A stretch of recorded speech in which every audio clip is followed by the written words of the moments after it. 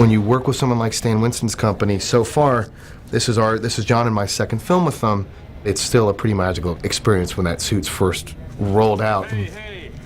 Shane likes to put it behind a curtain generally and unveil the curtain in a very dramatic way, and there was Iron Man standing behind. What do we do today? I turned it on. Voila! And then you look at it and you touch it, and it's sort of half excitement and half fear because it's very real. And generally you're pretty close to production at that point when that suit's shown to you. So hopefully your research was right, and the proportions all line up, and the textures are good, and the colors, and all the decisions you made along the way make sense. Once you start to not see the whole guy, the proportions of him, and I think 235 is a good move here. I think it holds up really well. When John first saw it, he was all smiles. I mean, he was really happy. Once the stuntmen had really become accustomed to the suit, when they started out, they were just a little afraid of damaging it. Plates intersecting and chipping off paint and that kind of thing. But by the end of the day, he'd really gotten the full range of motion and had sort of learned to live in the suit. Those dailies at the end of the day were just amazing. I think everyone was just blown away. Cool. So I can turn it on, Brad? You have to be strong and you have to be athletic to do this. It's like wearing very heavy football gear. Your endurance level has to be up for it because it's a double-edged sword. We have to make it light enough to move, but we have to make it heavy enough not to just completely, crack apart when somebody puts too much muscle into it. So just do a, like the first guy, outside the door. The Mark I with the flamethrowers and stuff was close to 100 pounds. Without the flamethrowers and the gas and everything on it, it was maybe 60 or 70 pounds. Okay, and roll camera. What it feels like you're doing inside the suit doesn't relate at all. When I'm walking, if I look down to see my mark at all, they notice. But when I roll my shoulders up and try to get the hero pose, they can barely see it. So it's taken a while to watch ourselves on camera to learn what it looks like and what the moves relate to. Another rotation, Mike. Like right here it locks out. Here the weight comes down on my shoulder. So to be erect, is this what you're looking for? Well, I just want to see it, to see if it, because right now we're seeing, I see you crouch, right? Yeah. The hero poses kind of came from us just kind of striking poses and looking what looked best, and then them saying, yeah, hold that, and things from the comic book that they had took and poses they want, and then there were some that we came up with our own, and just different looks and, trying to show that you can see his character. If he's angry or if things are going good in the suit, they wanted to see that on camera. Roll camera. Action. Yes, of course there's going to be a great deal of digital work that has to be done to bring something like this to life on screen. But the fact of the matter is these suits truly exist. And they are going to be there. And they're going to be on the set. And they're going to be actors. And we are going to see the real thing along with the digital thing. But when you as an audience are looking at it, screw you up a little bit so you really don't know what you're seeing. Is that real or is that digital? And then you let go.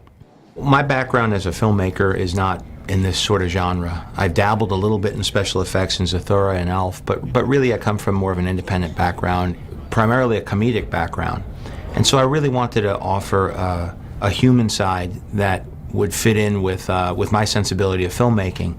And in assembling the cast that I did between Robert Downey Jr. and Jeff Bridges, Gwyneth Paltrow, Terrence Howard, that's a cast that I would be happy to have in a drama or a comedy, and to be able to have them to support a bigger-than-life superhero really offers the possibility to exceed what people's expectations might be of this type of genre.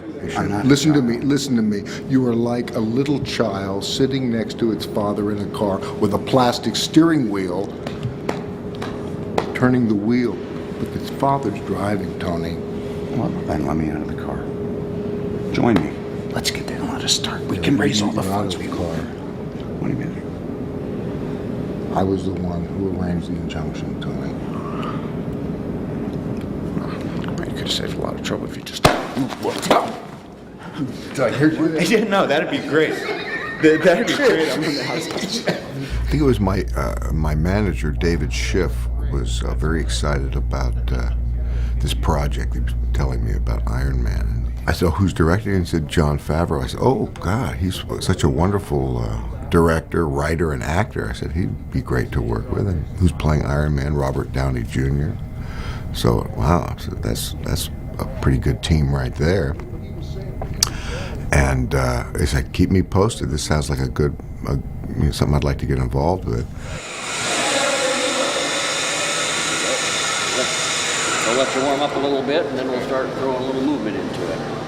Robert's a guy who is very disciplined in his approach to everything he does, and he's really gotten his body and his mind into a very, sort of clear, disciplined state, and that sort of carried over into how he prepared for the role. Wherever the direction is, just point kind of the opposite way, right? Yeah, when you feel it going the other direction, act like you're trying to counter it.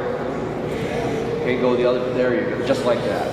I think he was very aware that he sort of had a burden in this film that he hadn't had before. He could sort of be charming and funny and come in and out of a movie and steal scenes in the past, but now he was sort of an iconic superhero.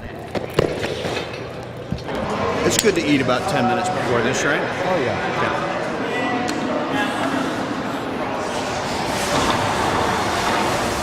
I weight train crazily, and I do a lot of martial arts and yoga, Kung Fu, Wing Chun Kung Fu, but I was doing that anyway. Now you're going backwards so they get pumped up. About a year ago, I said, I really want to put on some size, which isn't easy when you're in your late 30s, and now I'm 41. I thought if I'm ever going to do a movie like this, I've got to do it quick before it's not embarrassing. But anyway, I feel like I've got a 5 to 7 year window, and then if it goes past that, then I'm sure all the optical stuff and CGI will have advanced to make you look better. It's good. How's those legs, baby?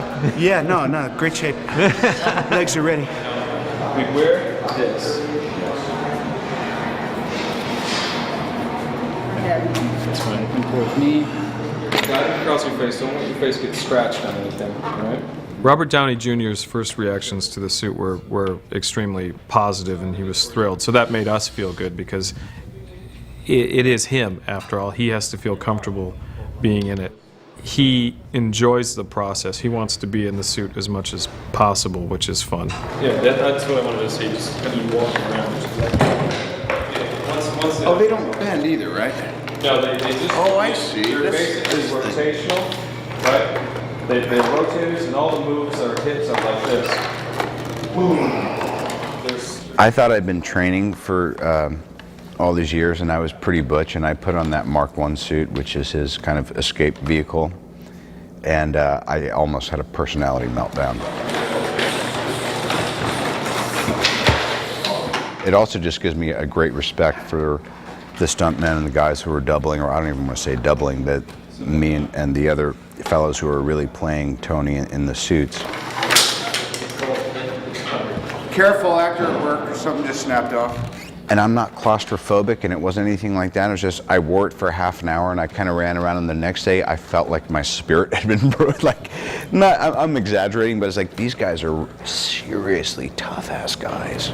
Mark I suit days, we cancel the strength training.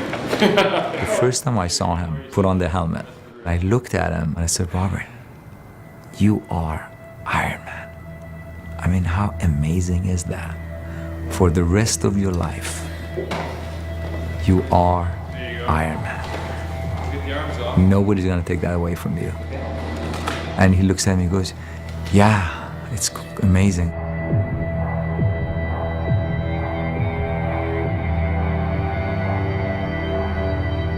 I think we need to add some rust to it, but